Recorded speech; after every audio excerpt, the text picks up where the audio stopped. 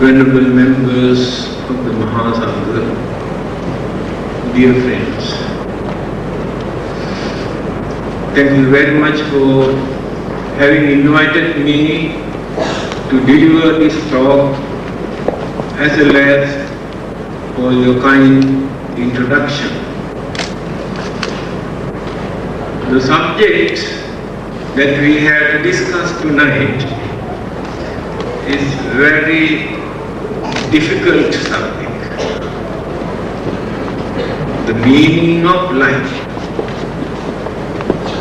To find out whether there is any meaning or any purpose in our life. First we must try to find out what is life.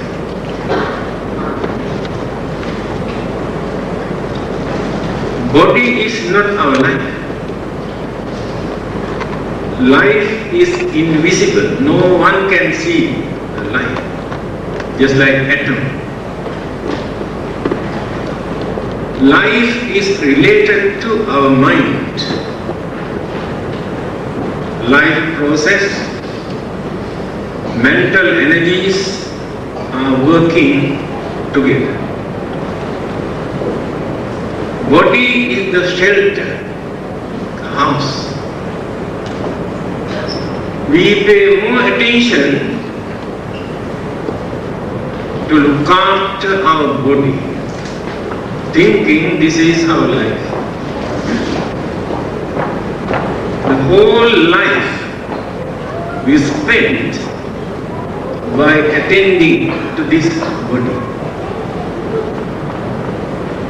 Decorating, beautifying, eating, drinking, applying all sort of things and adding all sort of gadgets, thinking this is our life. This is a mistake,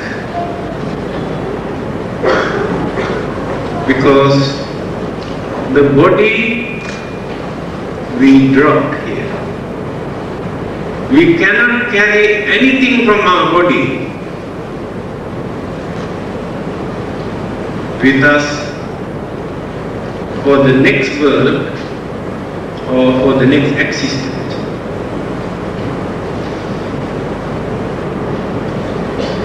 Everything, whatever we have accumulated during our lifetime, we drop here. We cannot carry it with us. All our relatives and friends follow up to the graveyard or the crematorium, and nobody wants to join with us. They return. But the departed person carries two things, called sukritam and duskritam. The things well done and very badly done. That means good deeds and bad deeds. Good karma or bad karma. We carry only this much. So the next existence depends on these good and bad action or the karma that we have accumulated. Not knowing this situation, actually we waste our life by paying more attention toward the physical body.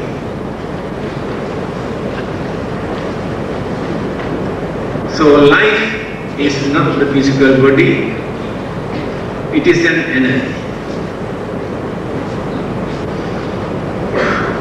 How this life was originated? Very controversial and very difficult subject to understand. Some people say this life was created by God. That's all.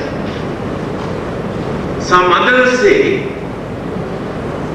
it is not God.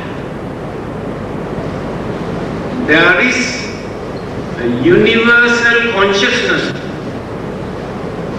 So the life is the unit derived from this universal consciousness. Exist for a certain period, again absorb into the same universal consciousness.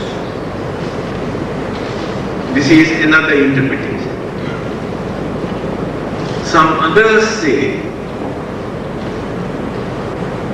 life come into existence accidentally, not created by anybody, not planned or conditioned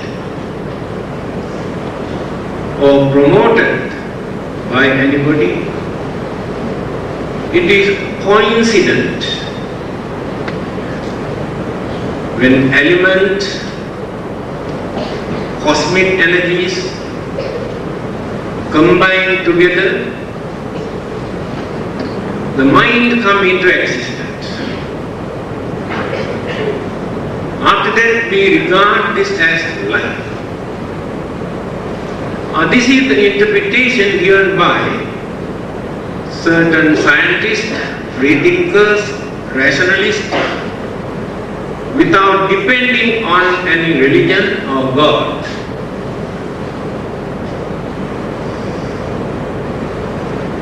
That is why I told you this is a very complicated subject.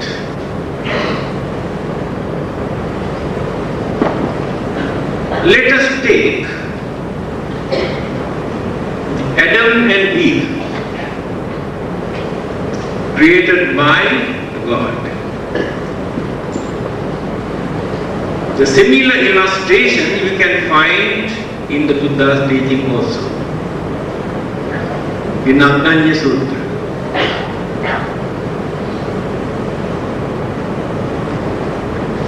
God created Adam and Eve. After that, He created forbidden food, advised them not to eat. Then snake appeared from hell, influenced them to eat forbidden fruits. They become sinners because they ate the fruits. Recently, one speaker, when he was giving a talk on this subject, he said, if Adam and Eve were Chinese, first they eat a snake.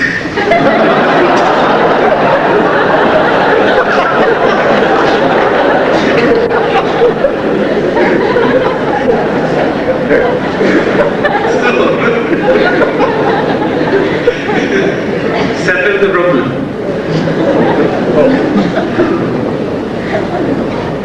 These are illustrations, my dear friends. Then what is the Buddhist point of view? Buddhism says the world exists, decay, disappear, reappear. 4 stages. Now this is the time that world exists. We are also existing because of that. Slowly going on decaying. That is natural. Later, all these planets, sun, moon, galaxies, universe disappear, but not at once. When one section disappears, the other section remains. Galaxies. In certain planets there are different kinds of living beings. Always exist. They appear and disappear. So when this world system reappeared after destruction,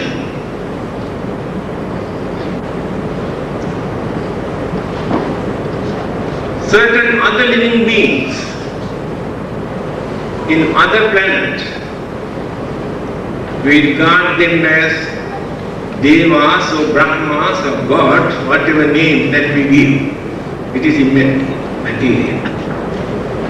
Having seen this earth, two of them come down for curiosity's sake to see what it is.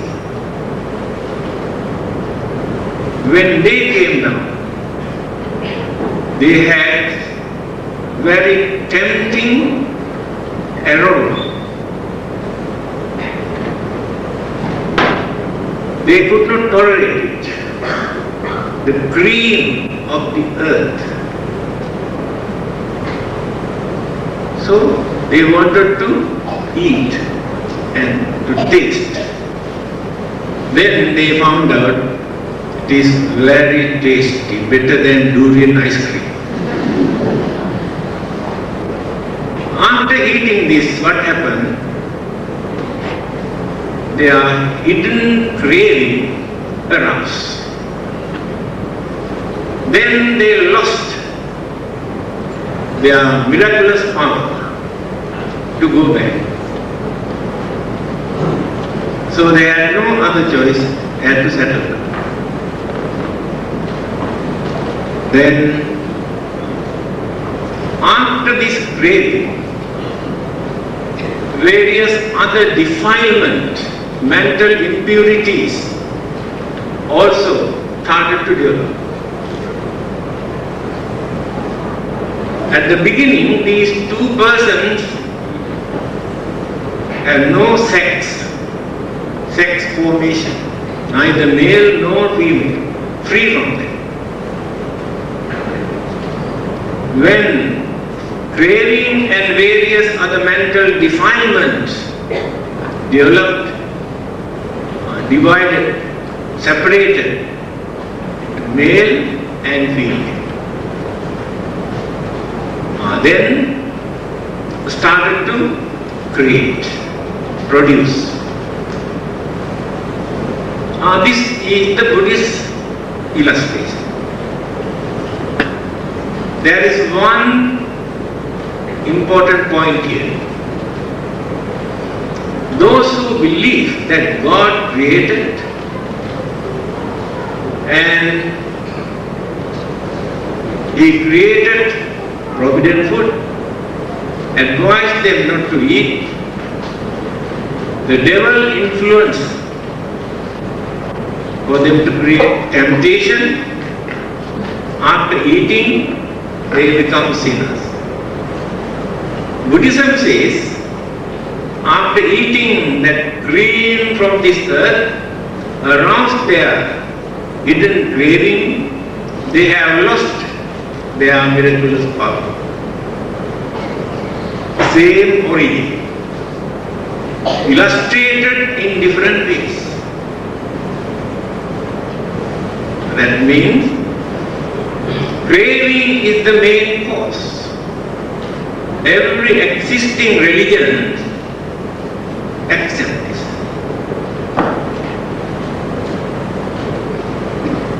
That is the way how the life is originated. Then what is the meaning of this word? Human. Man. Of course, people don't like this word man. Today, they use human or humanity or humankind. No more mankind, because ladies don't like. Why only men? So, anyway, let us use the word man in old English. For the whole mankind, they use the word man. What is the meaning of this word? It's very important. According to Chinese philosophy, the definition is given in this way. Man or human means one who concern for others. That living being is called human. Humane quality. Take for instance, when you meet one of your friends or relatives during the lunchtime or in the evening, the way of greeting is very meaningful. In Malaysia, they say, Sudah makan. That is the way of greeting. It is not how do you do. That is not very meaningful to us. Have you taken your food? That means we concern about your way of life. In India, how do people greet others? आपकी तबीयत अच्छा है? How is your health? That is the way of greeting. These Chinese definitions of human is meaningful. Human beings always concern others. They are not selfish living beings by nature. Then the Western philosophy, especially in Greece, like Socrates, Aristotle, they say human means one who can use sense of reasoning. Yes, they are right. Human beings are not like animals. They use only instinctive power. They have no sense of reasoning. But we have. That means our knowledge, our understanding, our wisdom. We analyze things to find out whether they are useful or good or bad. Only human beings can do that. Sense of reason. Then what is the interpretation given in Buddhism? I think it is more meaningful, gone beyond their definition. We are called Manushya.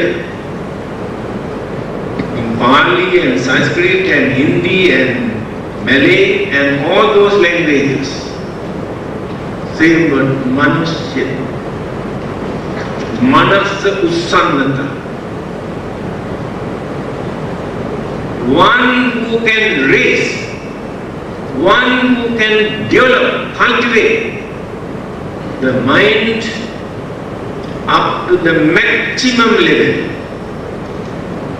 That living being is called Manushya. That is why only a human being can become a Buddha. A Deva or Brahma or God any other supernatural living beings cannot become a Buddha. Because that development of intellect is not there. Only human mind can do that. That is why in Mahayana schools of Buddhism, they say, in every living being, in fact they say in every plant, there is Buddha nature, Buddha seed. That means potentials are there. Every living being can become a Buddha one day if they cultivate all their good qualities and virtues and knowledge and wisdom and beauty. Therefore, we cannot say that so and so cannot become a Buddha. All of us can, one day, if we need to become the Buddha. This is the real meaning of this word, human or manushya.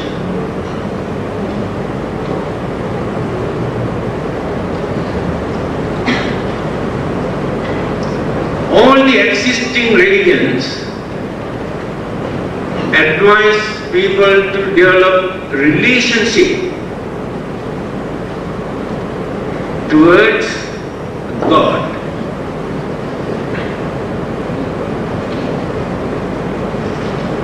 Chinese philosophy says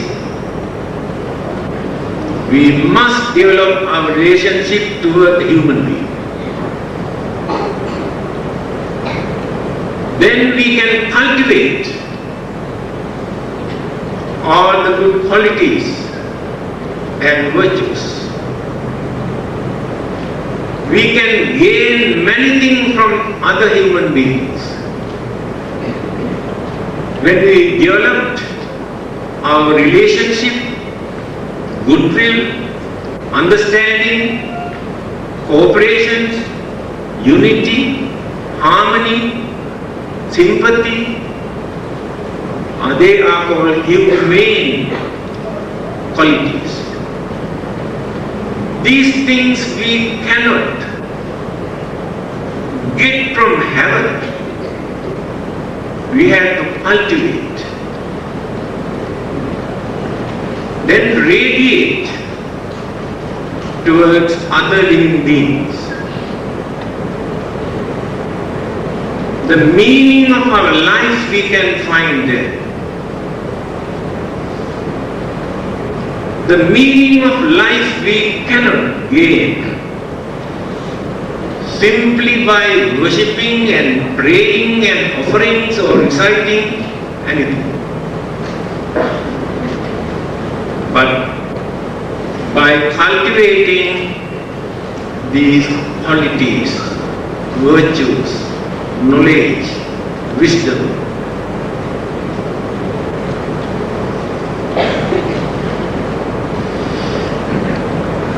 there is a belief that human life is in the center between heaven and hell. Other living beings are not in the center, only human beings. Why do they say it? Because human beings can cultivate their life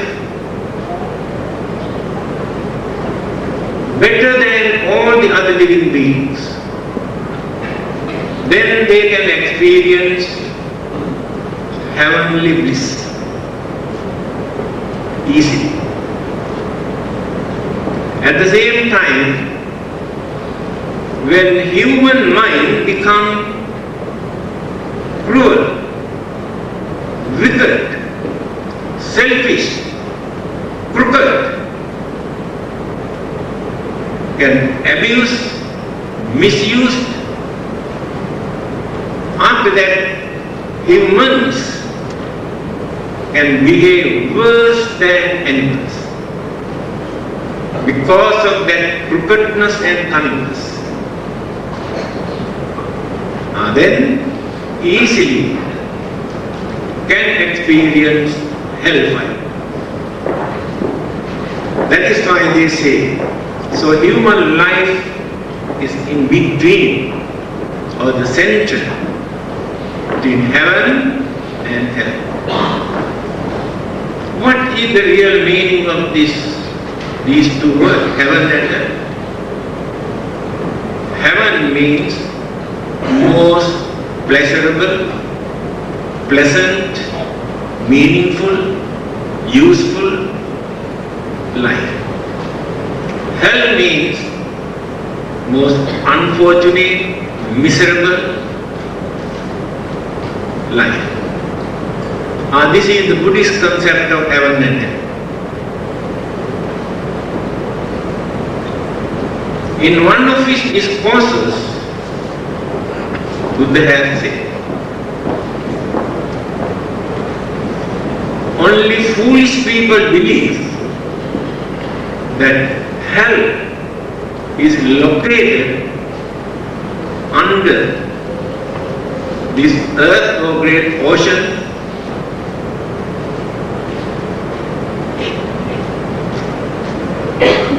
If you don't believe what the Buddha said, if you still believe that hell must be under this earth, today the modern equipments are very strong. You can go on drilling and drilling and drilling. You will be landed in America, not in heaven.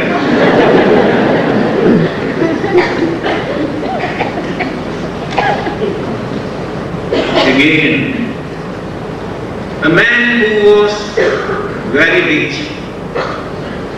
approached the Buddha and said, he has no time to meditate or to observe 8 precepts, to practice religion, but even then, he says, after his death, he would like to go to heaven and enjoy his life.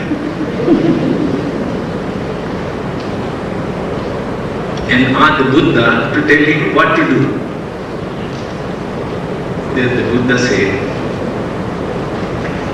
why do you want to wait until you die to experience heavenly bliss? You can experience heavenly bliss while you are living here within this lifetime. This is the Buddhist concept of heaven and hell. So one day, we had a religious forum at the University of Malaya. There were 4 speakers on 4 religions. The subject was religious concept of heaven and hell. In my talk, I mentioned, supposing if heaven and hell were closed down, what are you going to preach in the name of your religion? As Buddhists, we can preach Buddhism without depending on heaven or hell. This is the way how the Buddha has introduced religious way of life. Because we create heaven and hell according to our way of life. There's nobody else to create heaven and hell. We create. We cannot say there are no heavens or hells, not only one, there are many. But we create.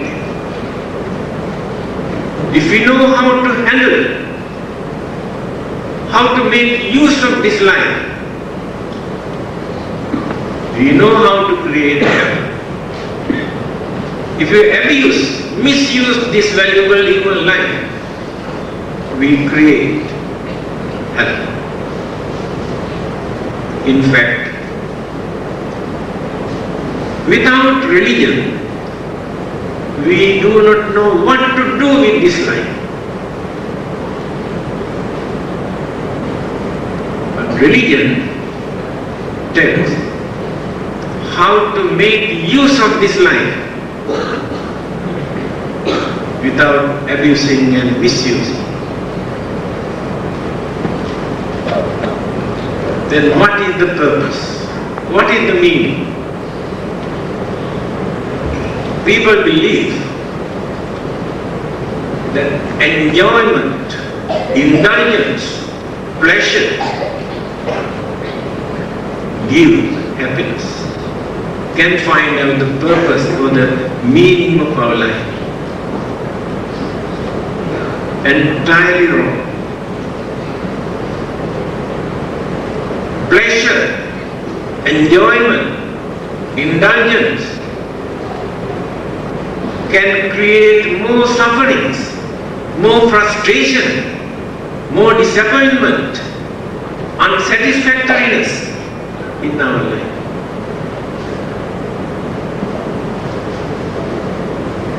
So we should not become slaves to pleasure.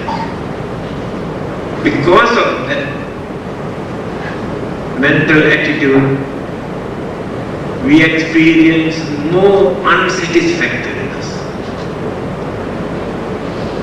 The best advice given by the Buddha is this: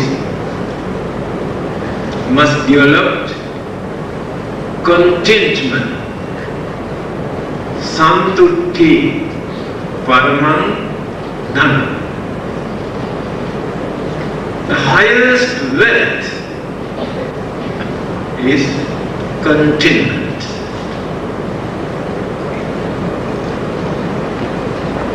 Rich man is not a wealthy man.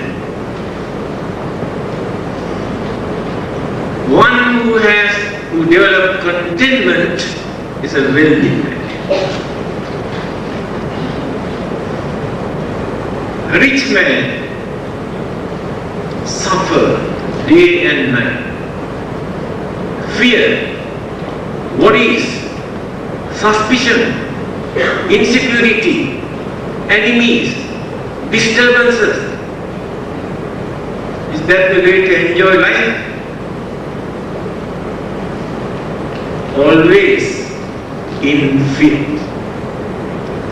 But the contented man is free from all these disturbances. No enemies, no jealousy, no enmity, no anger. Free, no violence. Such a small mental attitude. Contentment. What is this contentment? This is enough for me.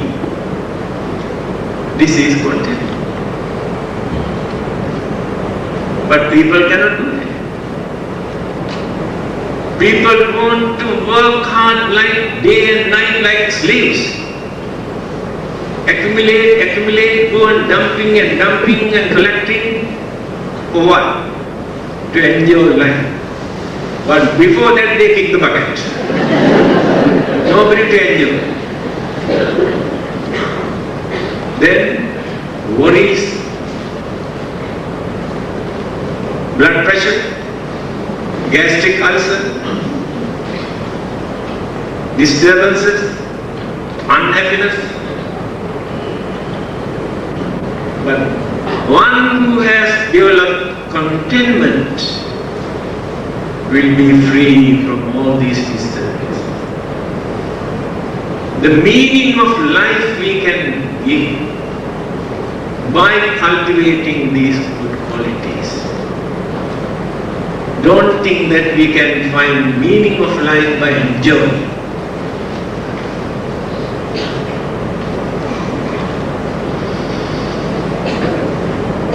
amongst all these living beings,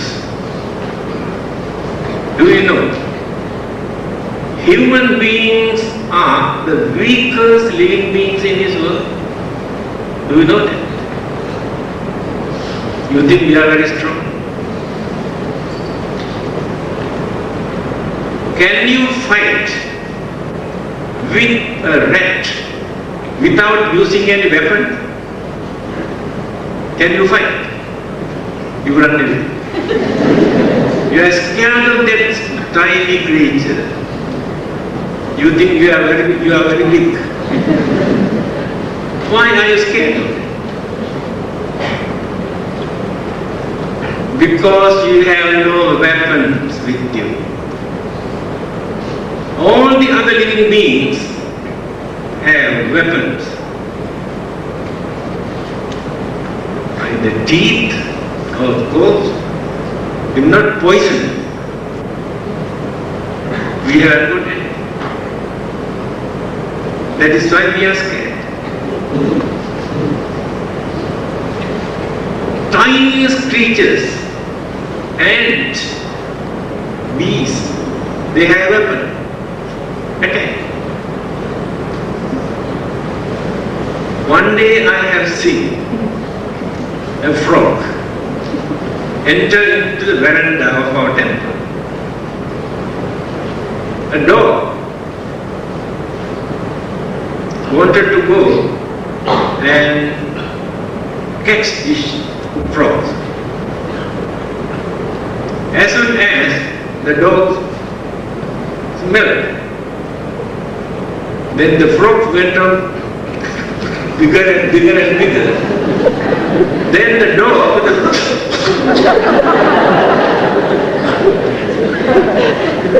squeezed some poisonous juice from the body.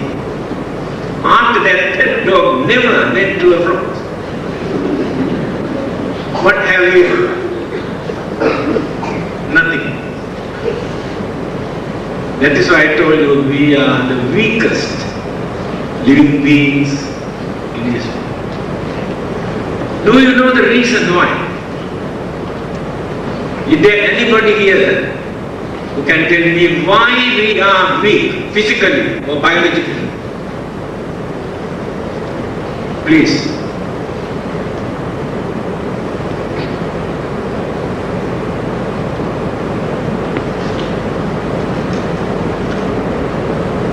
We were born to this world as human beings without any weapons, not to harm other living beings. That is for the development. That is why we say we are cultured living beings, not like wild animal. We are cultured. We were born not to harm others. That is why we haven't got anything.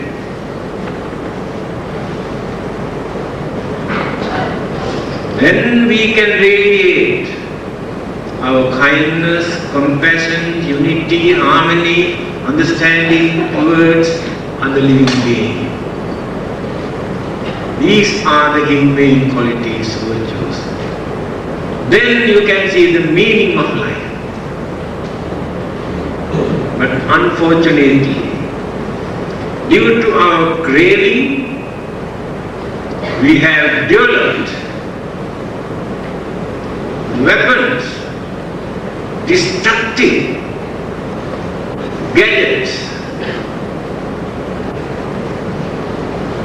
Today, the President of America pushed one button here. The whole world turned into ashes within half an hour.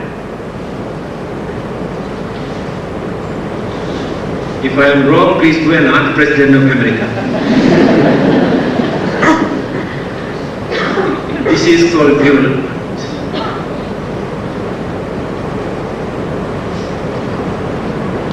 This is the danger of intelligence that they misused and abused for destructive purpose. That is why religion is important.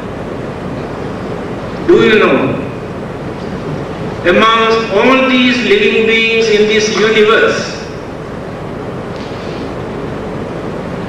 only human beings have a religion. Others have no religion. Who discovered religion? It is not that religion came down from heaven or religion is given by anybody. That is the development of the human intelligence and understanding. Animals, of course you can understand. What about Devas and Brahmas? We worship them. But you do not know that they have no religion. There is no particular religion for Devas and Brahmas. When they were human beings during their previous birth, what they have cultivated and developed, still they use.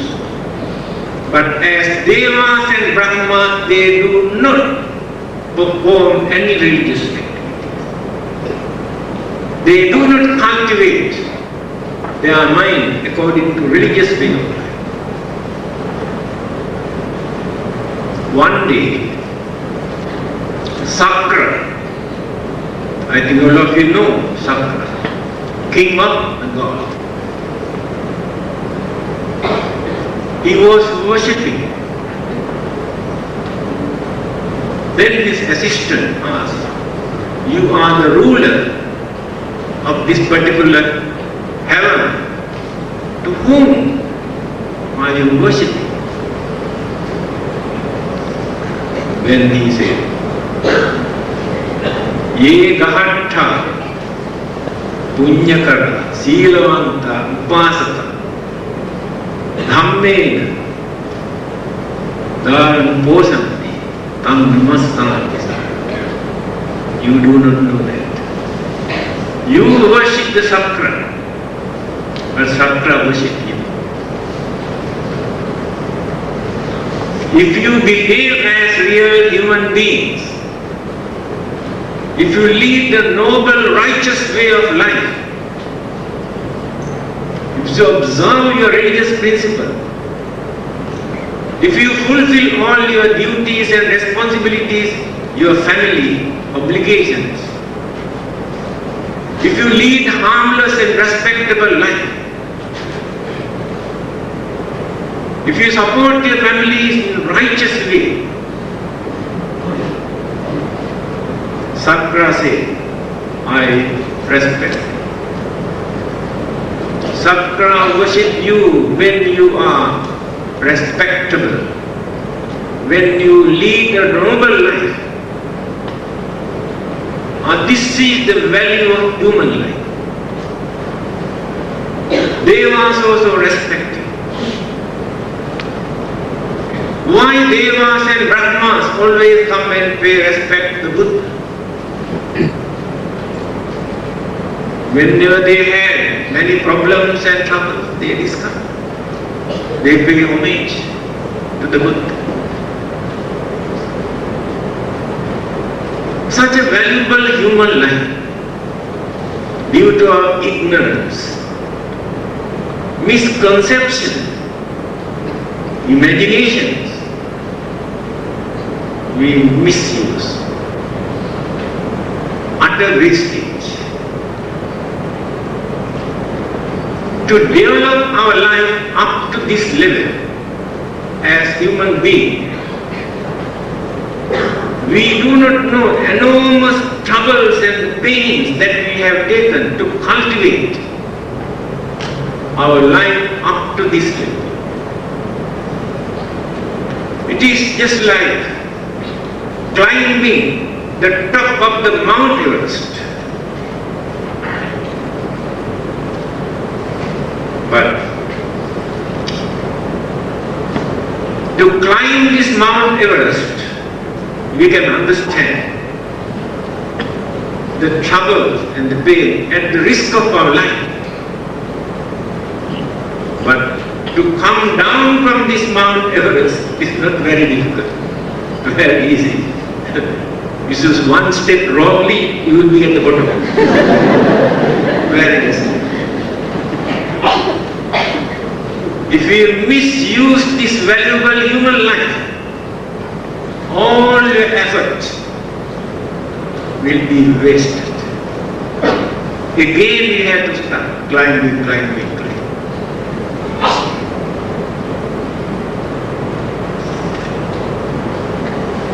That is why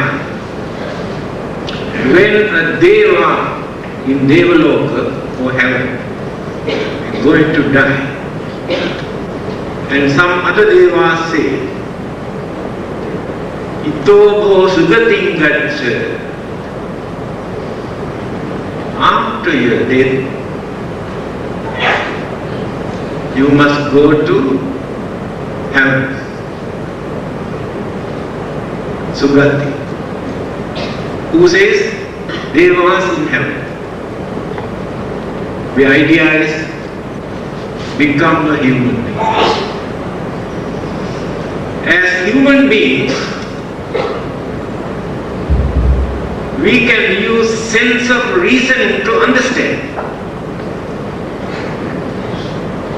But Devas, Brahmas, animals, the spirit, ghosts, devils, most living beings have no sense of reason.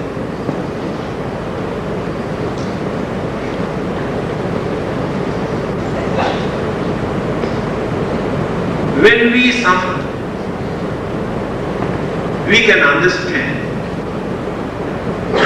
We might have done something during our previous birth or early part of our life. That is why we suffer. While others are enjoying. When we enjoy our life, while others are suffering, we can understand we have done some meritorious deeds either during our previous birth or early part of our life. And then cultivate more and more. But other living beings have no such idea. Other living beings do not know how to mold, how to prepare for the next life. We can use our human intelligence to prepare for the next life. This is the most important aspect in our human life. We can see millions of other human beings are suffering and dying and starving. Millions of human beings are living without a piece of cloth. Millions of human beings are living without any shelter. And millions of human beings are running here and there as refugees because of the war and volcanic eruptions and earthquake. But we are all right. See how fortunate we are. We never consider it. Visit certain countries and see how some human beings live worse than the stray dogs and cats. They do have some sort of security. Who created those humans to suffer like this? For fun? For what purpose? Nobody created. Their own. That's why I told you, we create our own heaven, we create our own hell. Those who have not used their human life, it is difficult for them to be born as real human beings.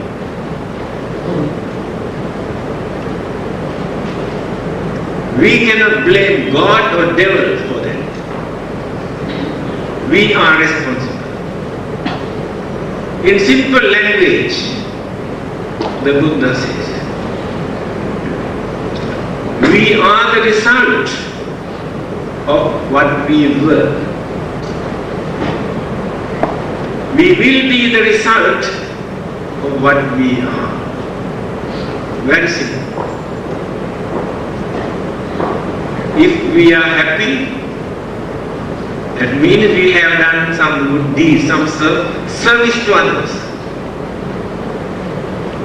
If we are unhappy, we have done something wrong somewhere to disturb others.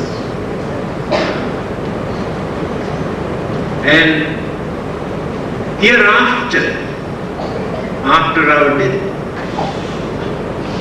if there is another existence, that life depends on our way of life today. How we think, how we talk, how we do our things, our work. Every day we are going on molding our next existence. It is not suddenly that somebody come and create it. We are creating it. That means we are responsible for our life. There is nobody else to take the responsibility. We can understand this, but other living beings cannot understand. So the meaning of life we can analyze in various ways by analyzing in this way.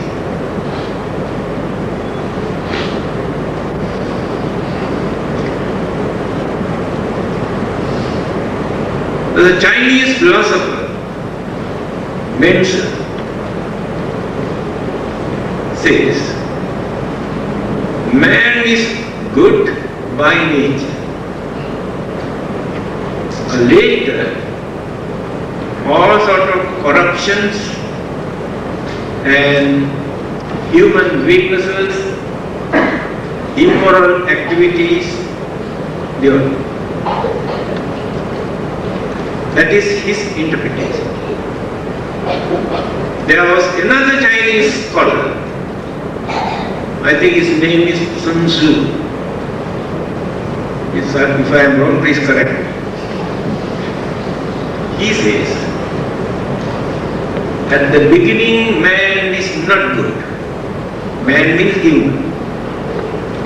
At the beginning man is not good. That is why education is important. We have to educate them, train them, then they will become good. Now let us refer to the Buddha. He said,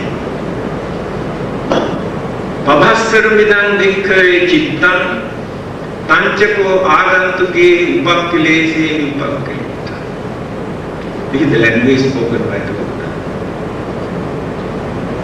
At the initial stage,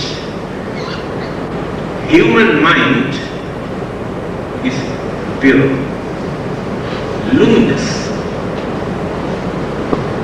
Later, when the faculties, senses started to develop, these senses bring external objects and pollute the purity of the mind.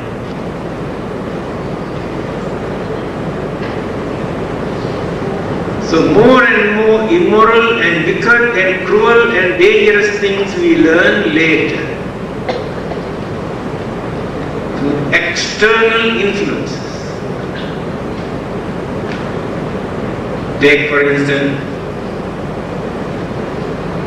if we can separate a baby immediately after birth, bring up in such an atmosphere, environment, without allowing this child to see all the immoral, wicked, cruel, dangerous things, that child does not develop all the bad habits, wicked things, cruel things, dangerous things. Because all these things we learn from outside. So the religion is important for us to use as a seed to protect this mind, to avoid, to escape all the evil forces that influence for us to be wicked, be selfish, be cruel, be dangerous. Otherwise, human mind can be twist and turn for any purpose.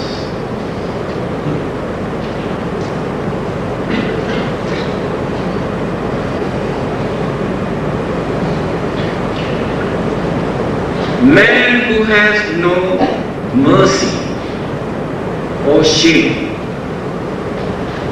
also Chinese philosopher, man who has no mercy, no shame, cannot regard as real human beings.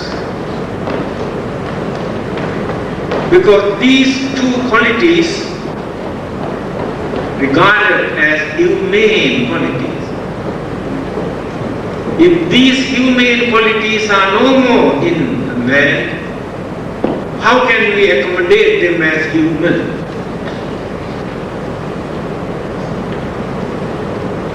What is the Buddha's advice? He says, before all these religions come into existence, human beings had two governing factors, govern the whole mankind: shame and fear, moral shame and moral fear, hiri and uttava, moral shame and moral fear. Not ordinary shame or shyness that you have, or fear of this or that this is related to moral or immoral.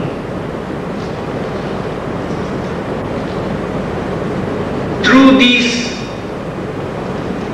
good qualities, they maintain human dignity.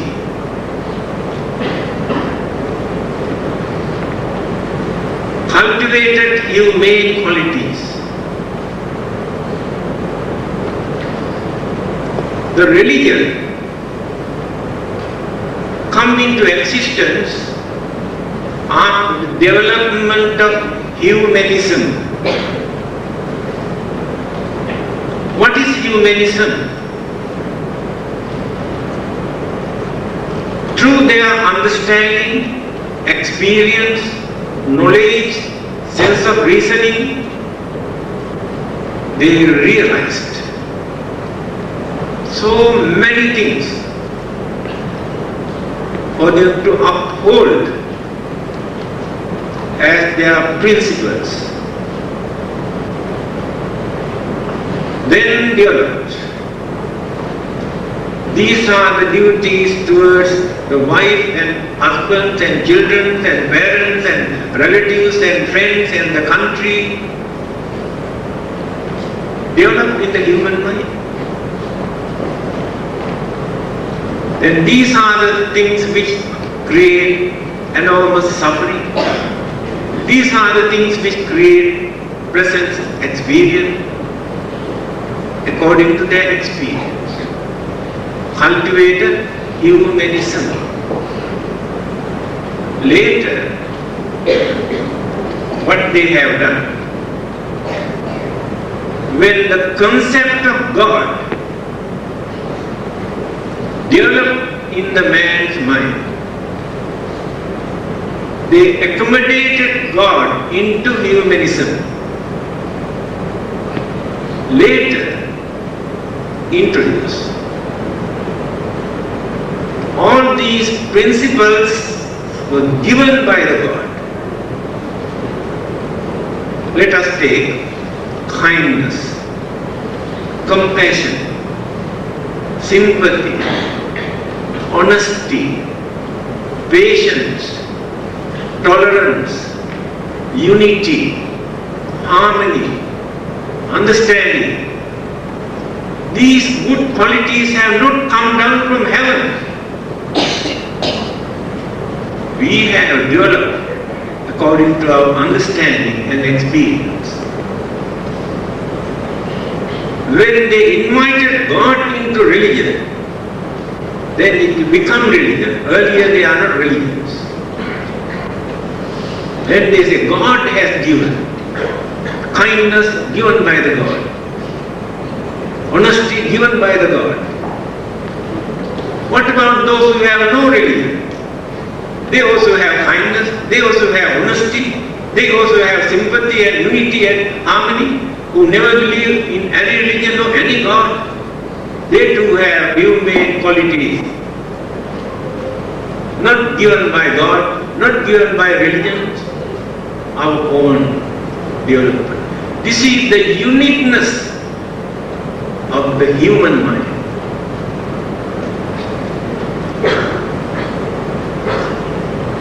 We do not know how to appreciate and how to value this human mind. We become slaves to so-called supernatural power, supernormal power, miraculous power. When we cannot understand things, we take them as supernatural, miraculous. One day we come to know what these things are.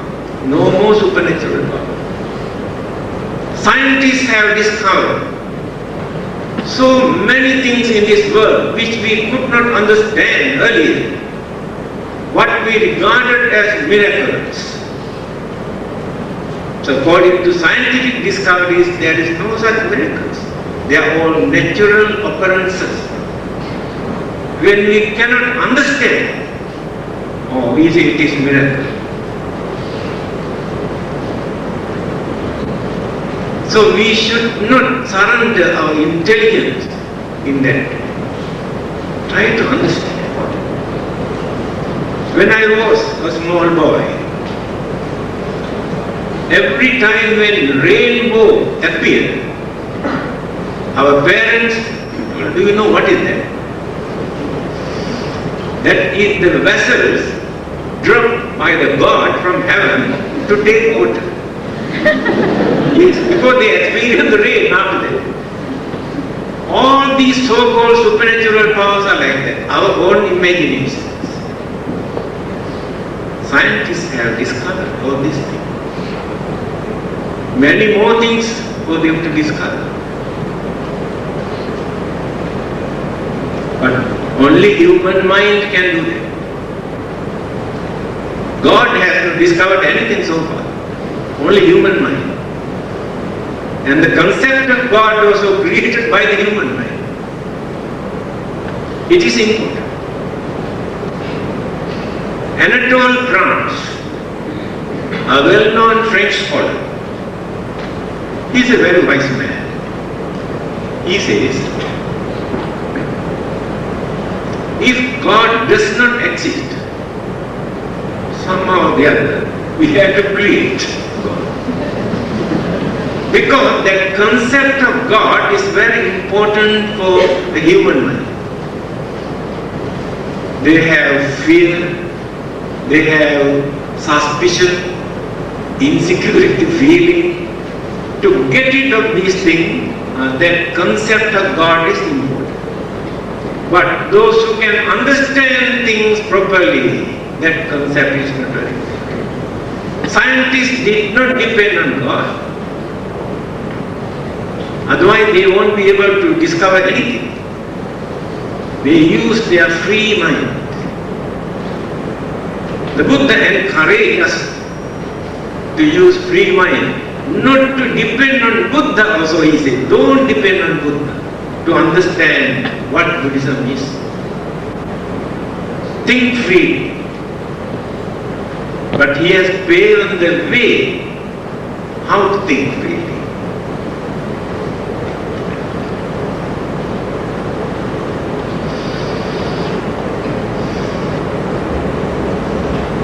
Human life divided into different periods systematically. According to Indian philosophy,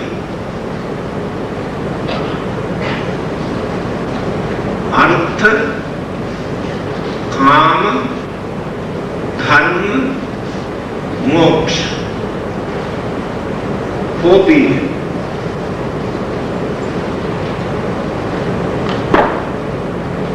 First, we must work. We must earn. We should not waste our life. Within our capacity, we must do something. Otherwise, we cannot satisfy with our life. That is the beginning. Then come to the second stage.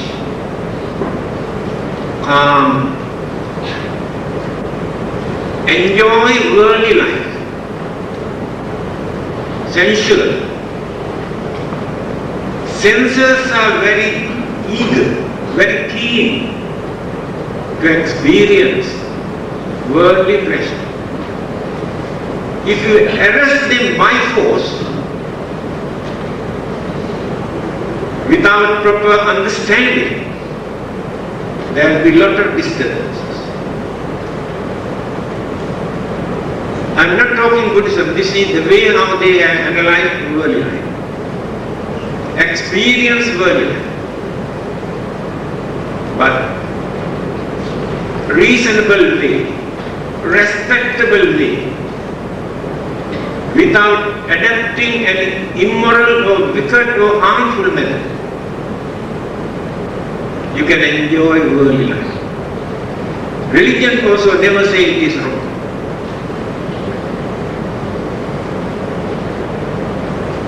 Then come to third, Dhamma. This word gives so many meanings. Here Dhamma means duties, responsibilities, obligations as human beings.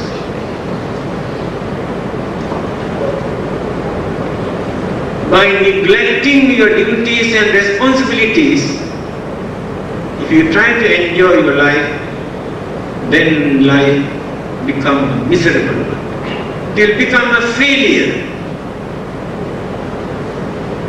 You had to fulfill towards your wife, your husband, your children, your parents, your relatives, your friends, your country, the nations.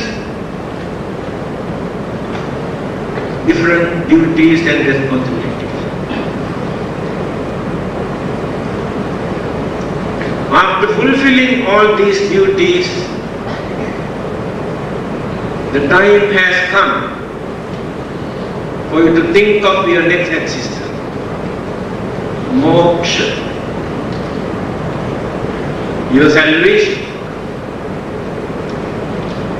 For that people say heaven or paradise or whatever words. But real meaning is salvation. What is the meaning of salvation? Because here we are like slaves. Physically and mentally. Whole day and night. We have enormous sufferings and worries and disturbances. Whatever we have, we cannot satisfy. Life has become a burden, nuisance. But we have everything. More than enough. No satisfaction. By realizing this, we try to find out whether there is any method for us to get rid of them. to see the end of all these unsatisfactoriness, unhappiness, miserable situation. Now that is the aim.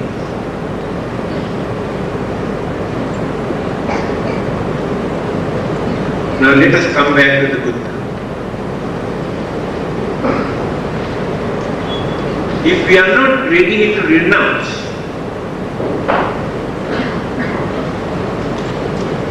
worldly life, all those religions that appeared in India encouraged people to renounce worldly life, sensual pleasure. But in China, they did not encourage. Chinese philosophers say, we should not run away from the society. We must work with the society. By working with them, we gain more experience. We get the chance to cultivate good qualities by associating and working with them, but not by running away. Now see the difference.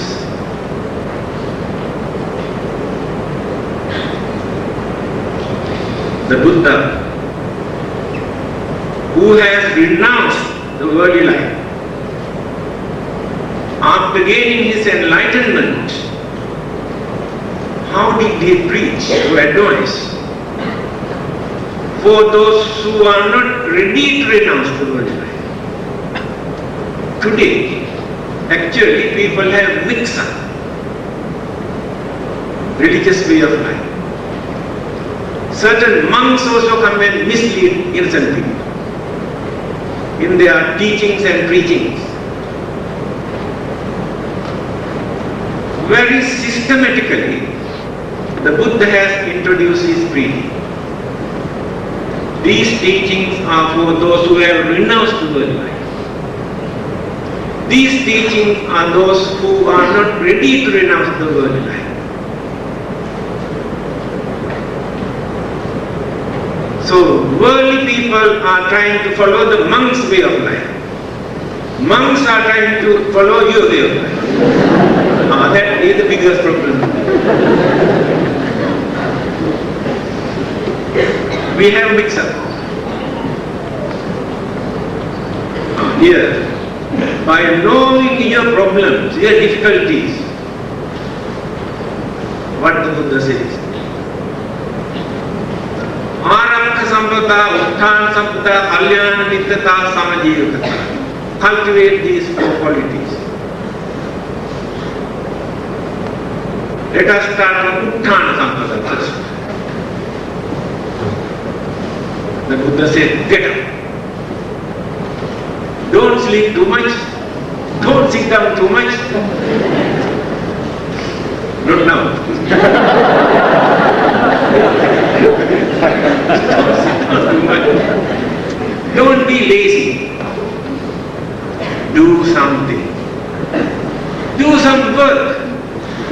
There are certain things that you can do.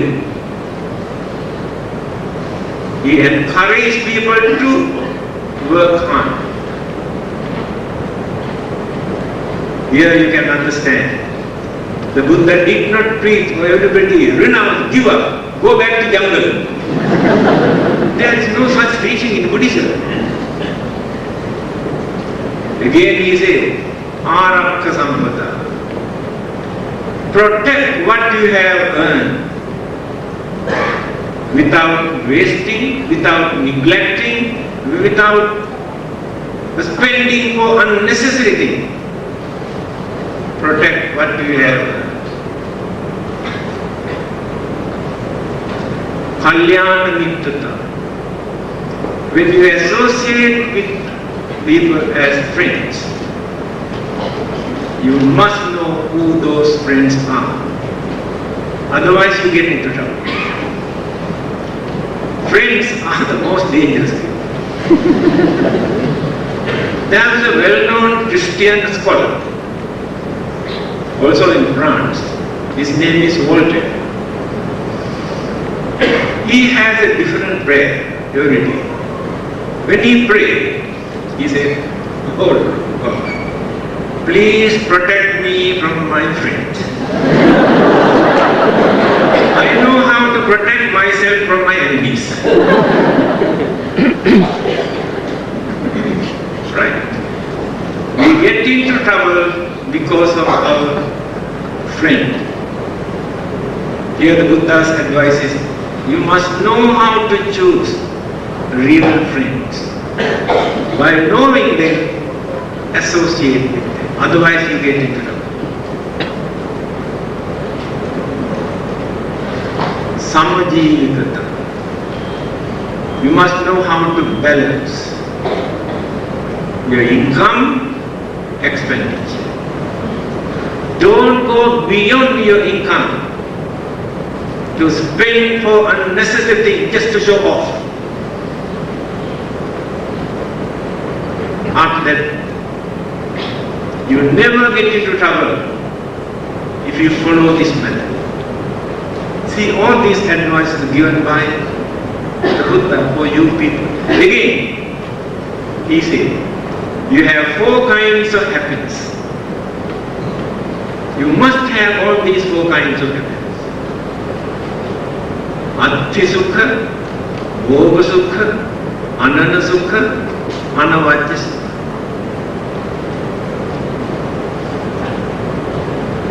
You must have something for you to think, this is my property.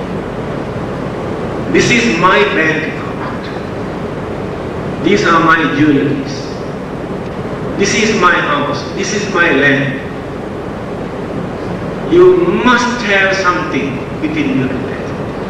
Atti sukha. So when you come to know that you have something, the happiness that you gain, confidence that you gain is important for your way of life. See, the religious teacher who has renounced everything advises you to do like this. Many people misinterpret Buddhism. That's why many of those Buddhists actually have no backbone. See, people come and mislead the teachings of the Buddha. Then he says, Bhoga Sukha. By spending what you have earned, you can enjoy your life. There are people who accumulate, collect property, money, they don't even take proper photos. So stupid. Enjoy your life. But when you are going to enjoy, please don't forget your basic religious principle. At least 5%. Without violating, without breaking these 5 precepts, you can enjoy your life.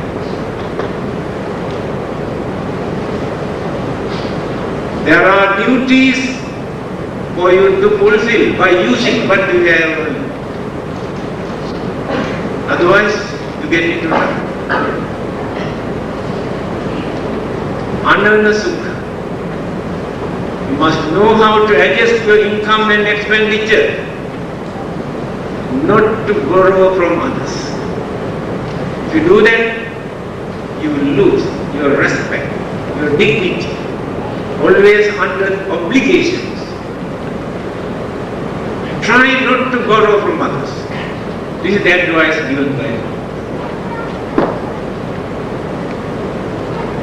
Last one is Anavajja Sukha. That is the most important. when we have no guilty concern or guilty feeling in our mind, that guilty feeling disturbs the mind. They are the ones who are scared to die. Because they know after their death, the life becomes miserable. Those who have no such guilty feeling in their mind have no such fear or death. At any moment, they are ready to welcome. Because they can die with hopes and confidence. Many others cannot die with hopes and confidence.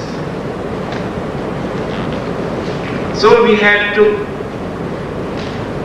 cultivate our life, not to regret at the last moment when we are going to die. Oh, I have done this, I have done this, I have disturbed, I have bluffed and swindled and cheated and this and that. Cannot die, of course. Scared to die. Sometimes ago, I received a letter from a Buddhist scholar from Australia, David Morris. He has written to me, to some others also, like this. Reverend Sir, I think you will be very happy to know that I died today. He has written the letters and handed over to somebody to post after his death. That is why he has written like this. There are two reasons for you to be happy. First thing, I have been suffering from severe sickness. I am 85 years old. I will be free from that pain after my death. That is the first reason that I will be happy. Second reason, he became a Buddhist later. Ever since that I accepted Buddhism, I tried my best not to violate the 5 precepts. I tried to uphold the 5 precepts. If there will be another life hereafter, that life cannot become miserable. That is the second reason that you should be happy. See how they analyze. We must have that courage to say, I have led my life in this way. Now I am not scared. I can depart. I can say goodbye to this world without worrying and without fear, because I know my next existence never becomes miserable. That is the real meaning of our life.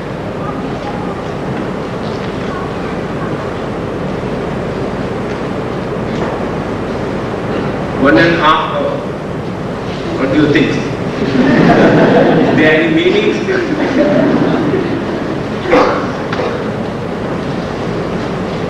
better to stop. Because I know Singapore people are very busy. Not only religion, there are so many other things for them to attend. So we can give 5 minutes for them to ask any questions.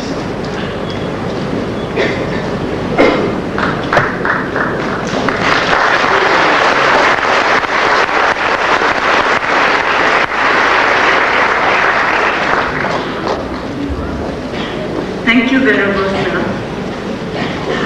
Now that Venerable Dhammananda has given a zest to your life, I'm sure there will be a deluge of questions. And I'm wondering whether Venerable has the time to answer. So, question time. I believe that You all have been given writing materials, and there are two mics on the floor.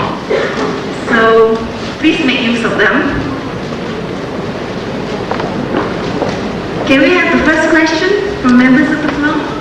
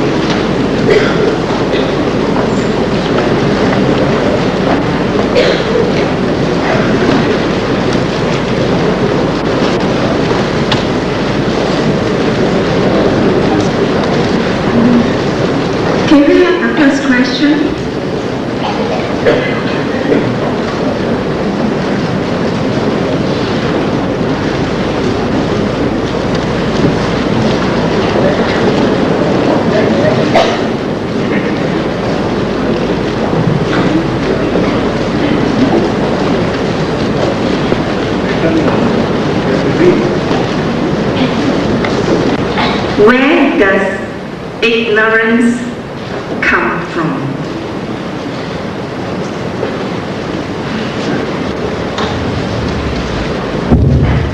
It is a very good question, because there are 12 links start from ignorance. Avidya Pachya Sankhara. Because of ignorance, we create sankhara. Sankhara means, in simple language, wholesome and unwholesome, or good and bad karma. Because of ignorance. Then the question is, how this ignorance originated at the beginning. It is mentioned earlier, we had another stage in our mind. It is called asava. Asava means defilement, impurities. They are like sediments in the water. When these sediments accumulate, remain for a certain period, these sediments produce bacteria, germs. So in the same manner, the mental impurities, mental defilements remains as sediments of the mind, turn into ignorance. That is how ignorance becomes the strong force in our life to mislead us. That is the simple answer.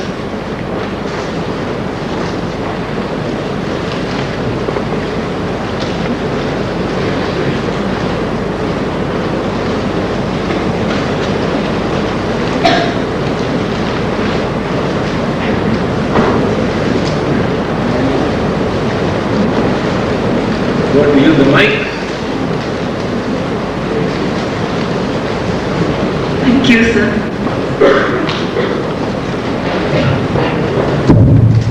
Reverend Doctor, life seems to be confusing. The subject tonight is meaning of life. It seems that we don't quite get an answer for that in the end, because it seems to be contradiction. What is positive can also be right and wrong. So is negative can be right and wrong. Now, positive in the sense that if we do the right thing, sacrificing our lives, doing things that are noble, we assume that that is correct and that is meaningful life. It gives pride and honor to us. But on the other hand, we say we overwork ourselves, we kill ourselves, so it cannot be right either. Life is given two qualities, one the intellect, the other one the emotion. What we use intellect, we seem to give honor to that. But emotions give the contradictory answers. People will say, life is short, why don't you enjoy life? Don't struggle too hard, you die. You will have so much money you can't make it to heaven. So, this also is the right answer. So where do you get the right answer? But I'd like to ask you a question with regard to what we see from examples from Buddha's life, Jesus' life, Maha family's life, and so on. These are the people who renounce the world. They are slaves to people. And by so doing, they get respect, they get power. So when they die, they go to heaven like Buddha. They still have a meaningful way of life to serve people. And by so doing, by struggling, they get power. And power of what like Buddha, they still got spiritual power to lead people and to serve people. Now what do you say of this?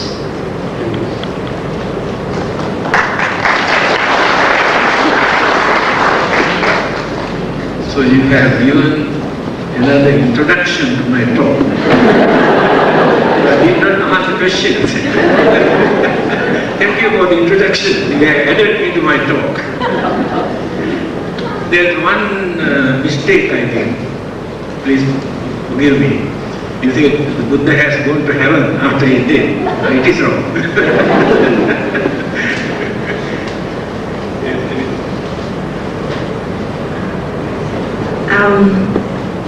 The next question is, how is it in Buddhist countries there is so much poverty, misery, crimes and wars in the present century?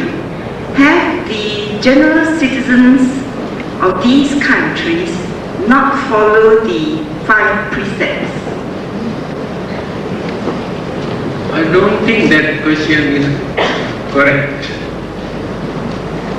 There are many more countries who are poorer than Buddhist countries. Christian countries, Muslim countries, Hindu countries, and those who have no religions also.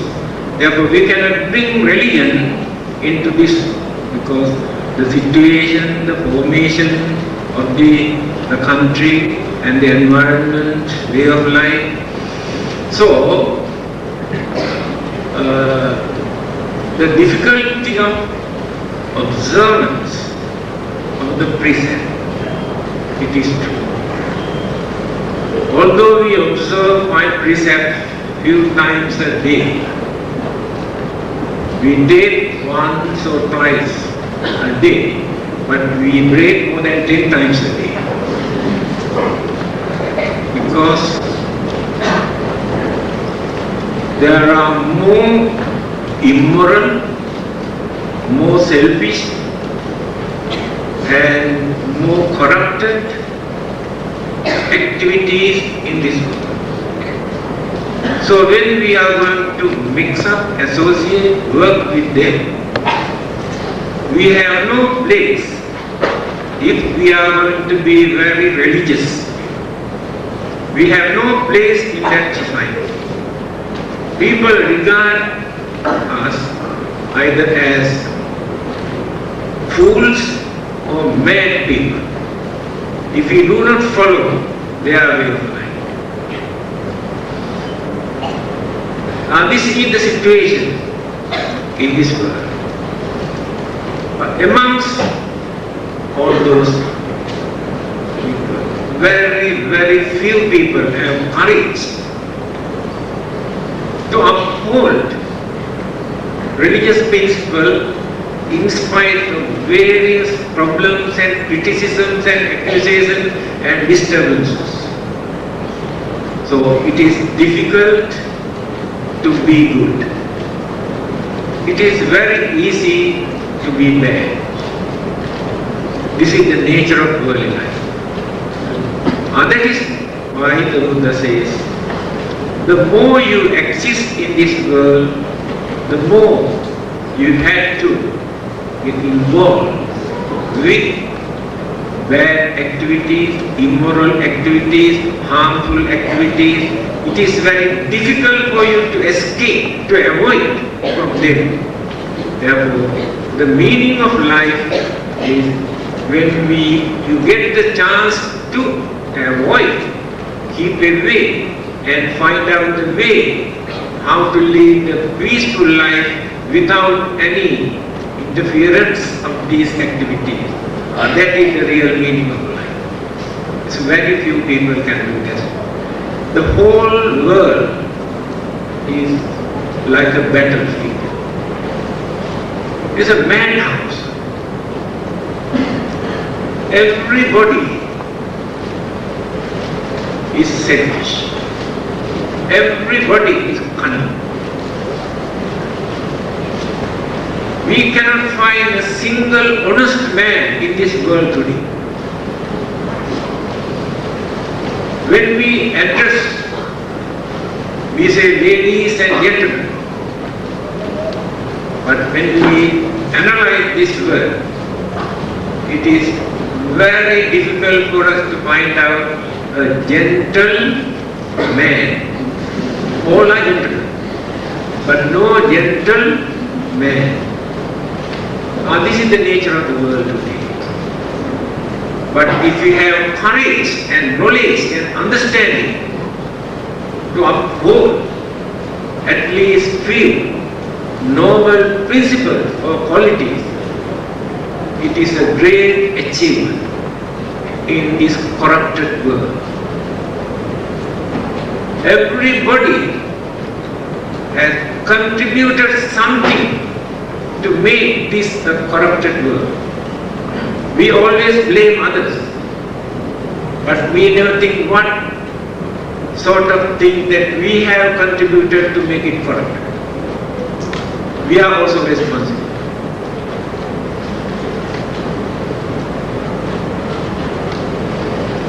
Thank you. The next question is in the form of a letter. Dear Venerable Sir, may you be blessed with good health. I've always looked forward to the questions and answers section during your talk. Please enlighten me with regard to this. The water that I offered to the Buddha after some time, I noticed some ants were drowned in it every time. Venerable? That's the question.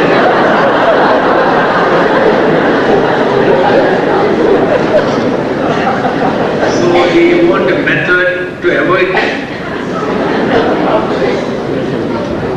There was a well-known German philosopher. He has written a book also. He says, when we want to keep a glass of honey or a cup of honey, to protect this honey, we take another source and pour water and keep this one. Then the ants cannot go. You can protect the honey. At the same time, he says, we can divert our mind to make it a good karma. Same action. What is that? I want to protect this honey not for the sake of honey, but for the sake of that poor ant who dropped into this one. I can save their life. Then it will become meritorious. Same action, the mind can divert either this way or that way. So in the same manner, so when you offer something to the Buddha, add another layer of glass of water so that ants cannot go there in future.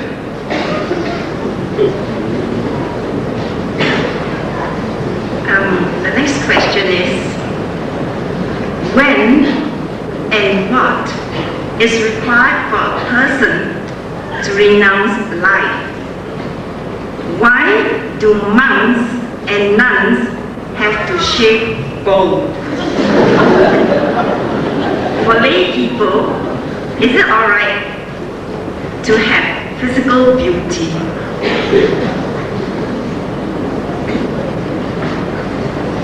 I think that question might have come from a girl.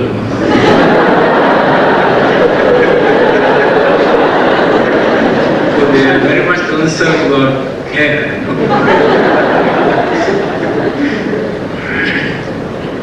The first part of the question is when or the suitable time, what are the qualities to renounce the world?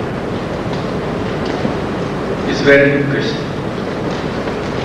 You should not make up your mind to renounce the world without realizing, considering and understanding properly.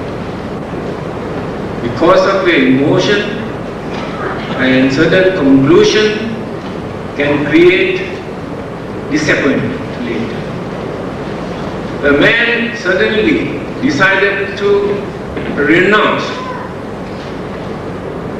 worldly life, gave up even the clothing also, by using a piece of cloth just to cover the nakedness.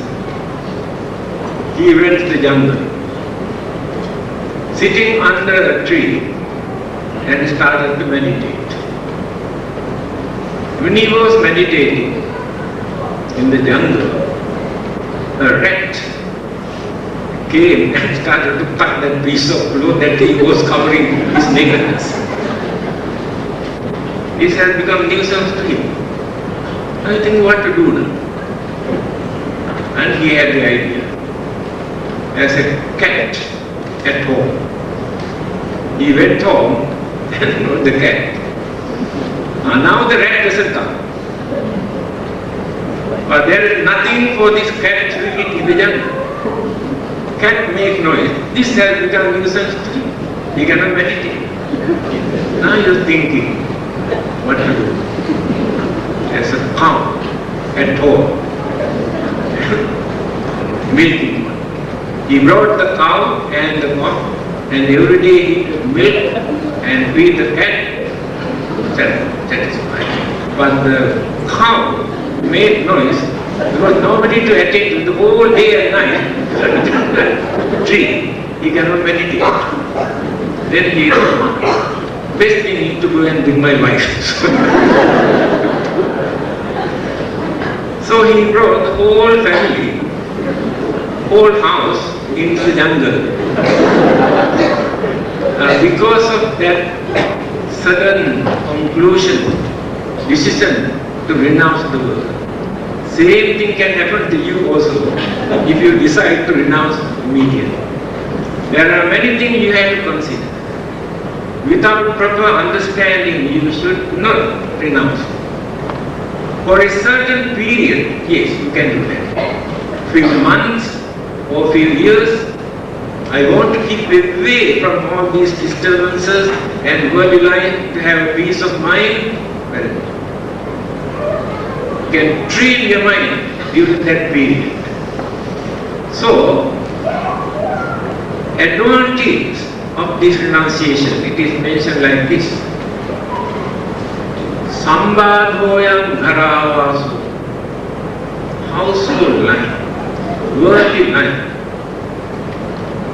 We can find a lot of disturbances, obstructions, hindrances. Yes, no one is free from this. Rajasa ayatana, all the dirty, immoral, wicked, dangerous things come from this worldly material life. Abhokaso pappatya. One who has renounced the worldly life is like a bird in the sky. These birds can fly either this way or that way, and the birds never carry anything. Suitcase, toothbrush, vitamin pills, nothing. passport, ID card, free from everything. They migrate from country to country, these birds, never carry anything. No burdens. Renunciation is just like that bird's way of life. Free from all the worldly obligations, responsibilities and disturbances. Then the mind gets the chance to calm, to develop, to gain more knowledge and wisdom and purity. Later this method, this renunciation become the cause for us to find out the meaning of life. What is the meaning of life? Our final salvation.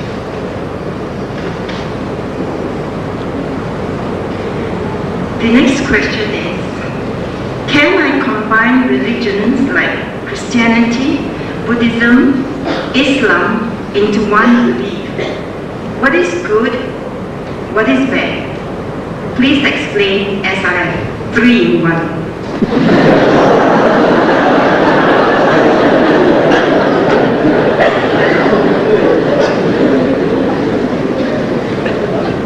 I advise you to give up all the 4 labels. Not necessary to use either Buddhism or Christianity or Islam or Hinduism. These are labels. Use the word only religion. Then you will be free from grudge, discrimination, hostility and so many problems. Cultivate all the good qualities. All these existing religions have borrowed the good qualities from the humanism that we have cultivated at the beginning. Not created by their particular religion, not given by God, not given by the Buddha. Buddha did not create any of these good qualities. He said, I am going to preach the Dharma that existed earlier. It is not a new Dharma.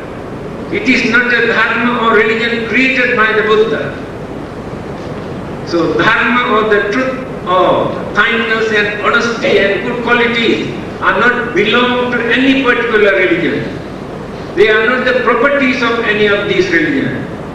Because those who have no religions also uphold, respect these good qualities. They also live as gentlemen, noble human beings, without depending on any religious label. Today people are fighting because of these religious labels. Labels are not important. Try to cultivate good principles, good qualities, without depending on any religious label.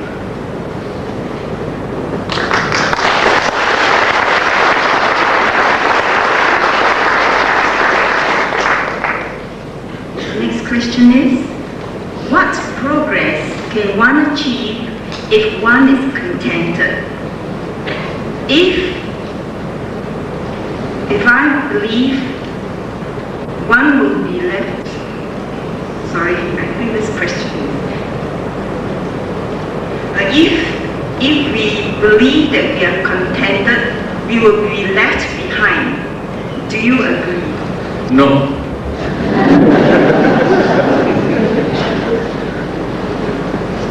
Just now I mentioned, when the mind is contented, that mind will be free from jealousy. Jealousy never appears when we are contented.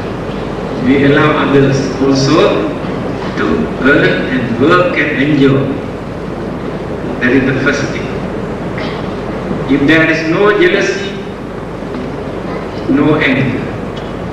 Anger comes because of that jealousy. So we will be free from that anger if we are contented. If there is no anger, we never create violence or bloodshed or disturbances. We will be free from all these bad, evil, wicked thoughts if the contentment is there. So that is why the Buddha says, Santutti Paramam Nana. The highest wealth in this world is the contentment. This is enough for me. So simple, yet very meaningful.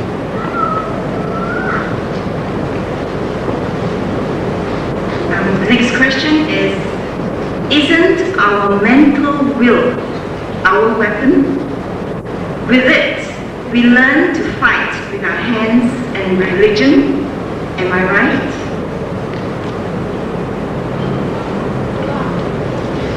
Use religion also to fight.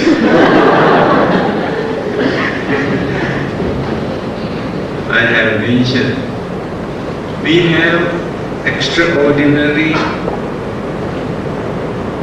intelligence, but disturbed, eclipsed, and deluded, misled, blindfolded. Therefore, many people cannot use their intelligence. Religion is important to remove all these dark clouds from the mind. Not to use religion and get into battlefield. Otherwise, no use of having the religion. Mind is clouded, deluded, misled. Through religion, we can cleanse all these dust and dark clouds from the mind. And the mind becomes clear. Then clear vision, can see things properly, can understand things properly, when these dark clouds are no more around the mind.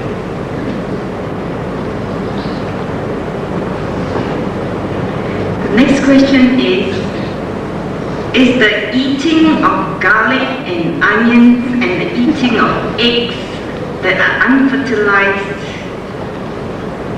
killing life? Sorry, I think this question is not correctly phrased. Is the eating of eggs that are unfertilized is it alright to eat eggs that are unfertilized as well as garlic and onions?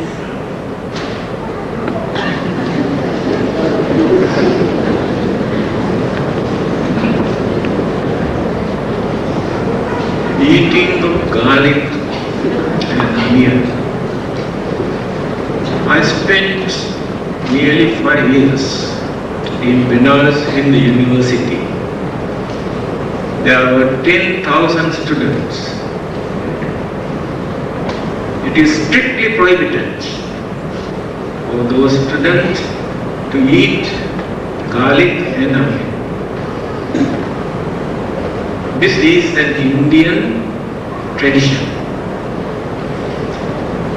Later, the religions existed in India accepted this, but the Buddha did not accept.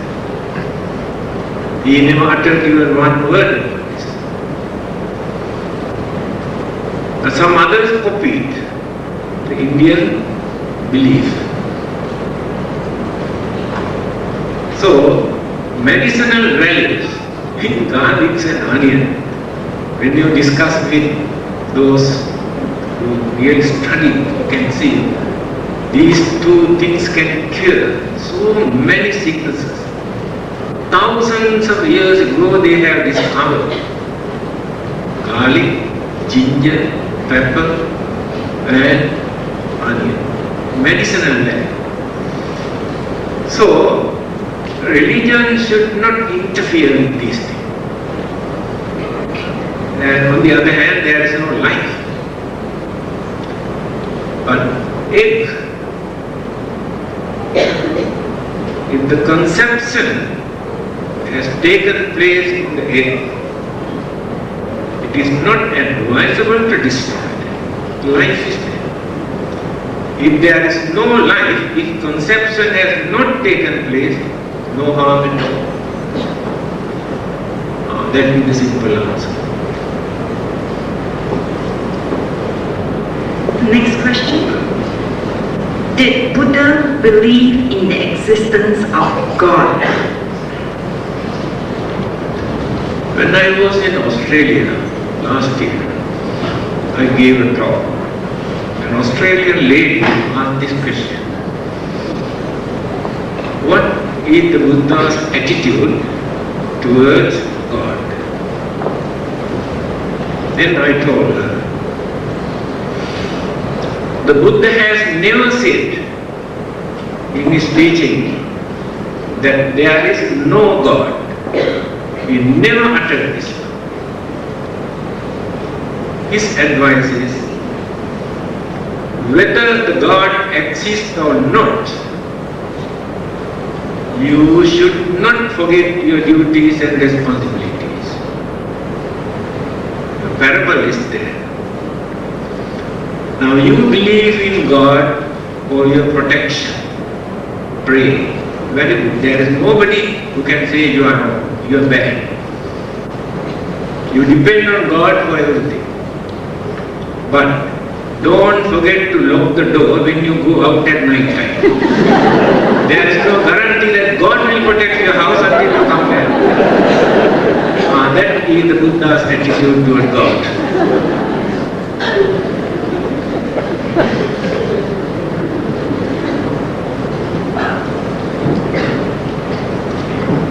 The next question is, again, it's something like a letter. Dear Venerable, just now you explained Buddhism, just now you gave an explanation of how man comes about. But to what I have heard and read so far, there's also another explanation that the beginning of human being and the universe is beginningless. Because if there is a beginning, there is an end. So, it is beginningless. And if I'm not wrong, the Buddha did not answer the question of the origin of man. Can the Venerable clarify my doubt? I think you have mixed up. That is another aspect. So those two human beings or living beings who appeared first time on this earth, in this world, is not the beginning. They existed earlier. They were not created by God. They have come down from another planet.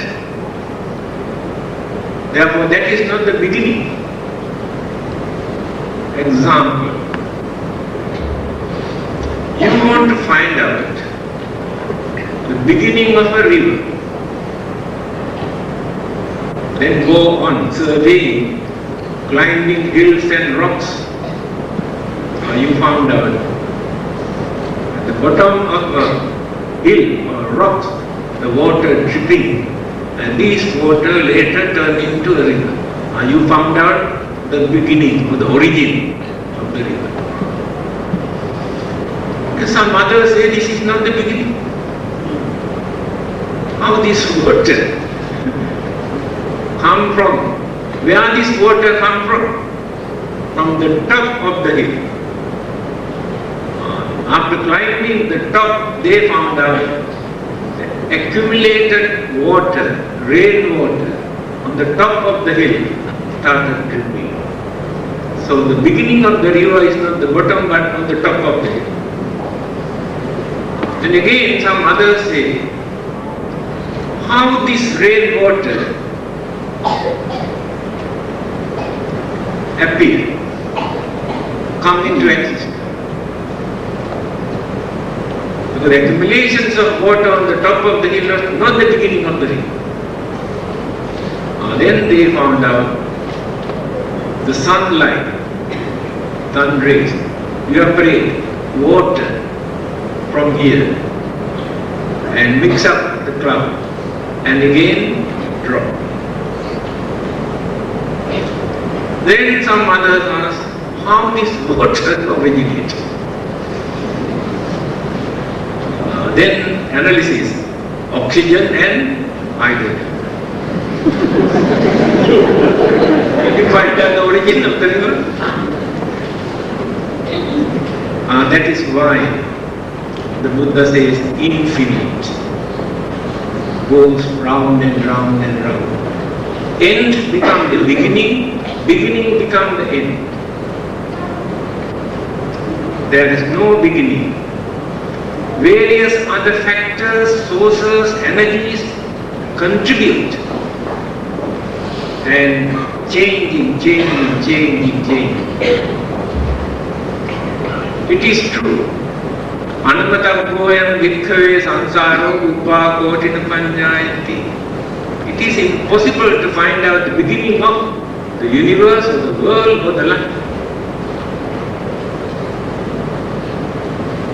But here what we mention, when the formation has taken place, those two devas who have come down from another planet who existed earlier, settled down here. Buddhism teaches in this way, but other religions say God created them at once. Here on this earth. That is the difference.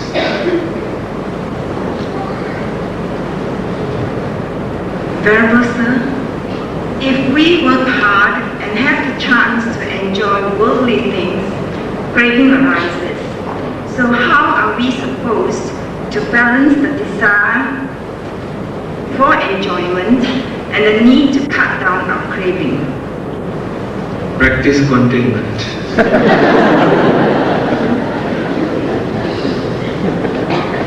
Short and sweet answer. Venerable, in Buddha's time, science was not as advanced as today, but people seem to be enlightened by Buddha's teachings faster. Nowadays, science is more advanced, but people seem not to be able to grasp exactly Buddha's teachings now. What has exactly happened to the human race? I don't think you are right. Vidya Charana Sampanna. Among those 9 virtues of the Buddha, one particular quality for the virtues is Vidya and Charana. Here Vidya means science, Charana means conduct. That scientific knowledge and conduct, both we can find equally in the Buddhas. Nobody else in this world who had both equally. Buddha is called Vidya Charana because of this. He mentioned this on many occasions. So far I have revealed only this much, what I understood, which is important for you to get rid of your suffering. That's all. He has collected this much of sand from the Ganges riverbed. See the amount of sand that I have in my hand, amount of sea, sand along the sea beach. The Dhamma, the truth that I have revealed so far, only this much. But unrevealed Dhamma is just like the sand all along the Ganges. But they are not very important for you to get rid of your worldly suffering. Your scientific knowledge never support you to get rid of your worldly suffering. Your scientific knowledge never help you to become honest or kind or understanding people. You become more crooked, more cunning, more dangerous, more selfish because of your scientific knowledge. Before we learn this science, we were ordinary devils. After learning this science, we have become clever devils. We made the time bomb, atom bomb, this bomb, that bomb, besides scientific knowledge. This is the advantage of science. That is what the Buddha said. I have not revealed, tell you how to make missile, how to make atom bomb, how to make machine gun. I taught you by knowing you are unhappy, you are suffering, you are miserable, pave the way for you to get rid of this suffering. But science was advanced, but not real, not important. But those who have discovered atom at the beginning, they thought they can use for constructive purpose. What happened in the end? Used for the destructive purpose. Just now I told you, within half an hour can turn the whole world into ashes. That is the scientific knowledge. But scientists have discovered so many things for us to understand, to get rid of our imaginations and misconceptions about the world and the universe. For that we are very grateful. But that knowledge is not important for us to get rid of our worldly sufferings.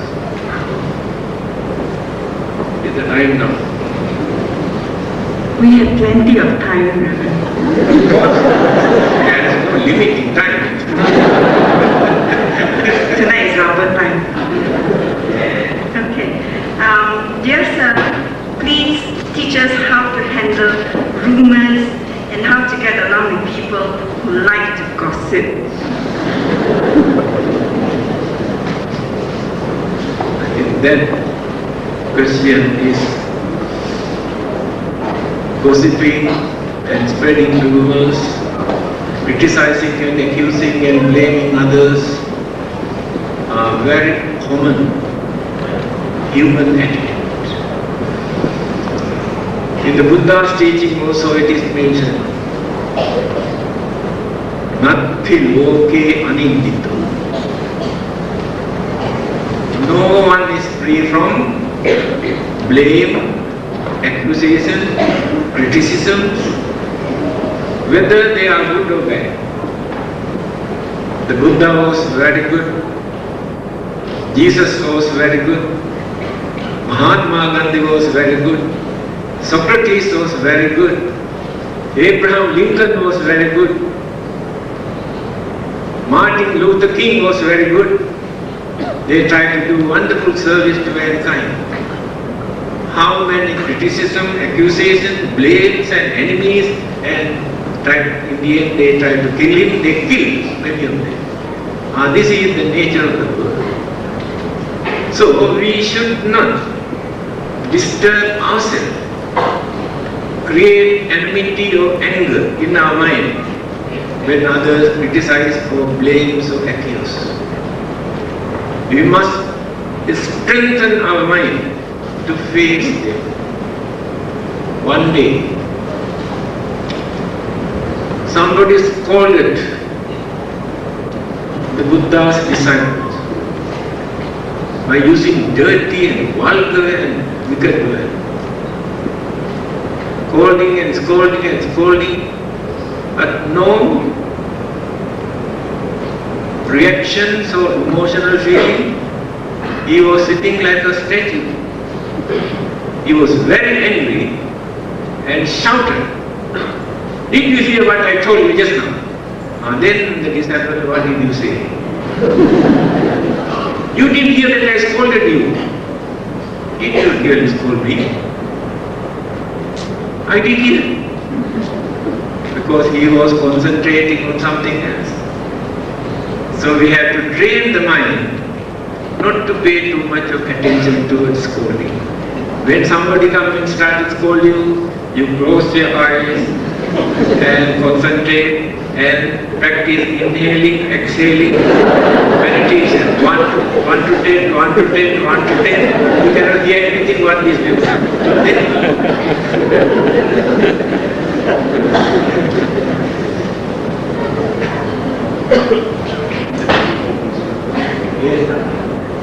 Coming to 10. 10 to 10. Can we have this last question? Last one. Okay. What is Buddhist view on procreation?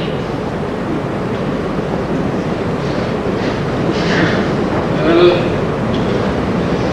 there is no limit. It is up to you.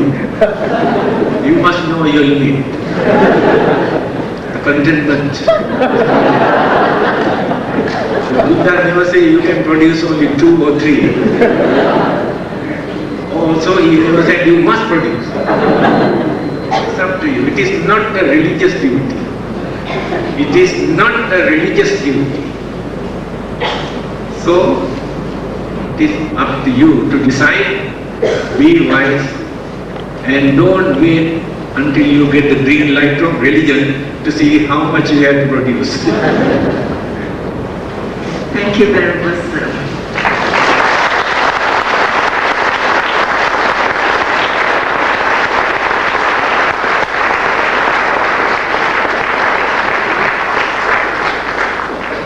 We are very fortunate tonight.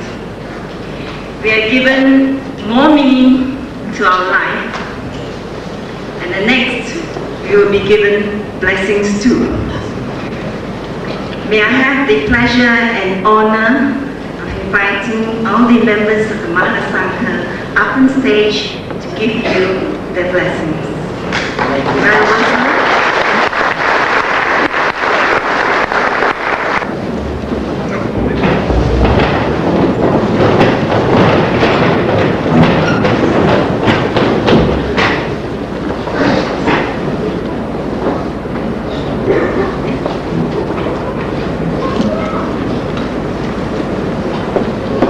Sabba mangalam rakkhantu sabba devata sabba buddhanupalena sadasati Bhavatu sabba mangalam rakkhantu sabba devata sabba dhammanupalena sadasati Bhavatu devatu sabba mangalam rakkhantu sabba devata sabba sanghanupalena sadasati Bhavantu tena sattva bhutanam papakkalani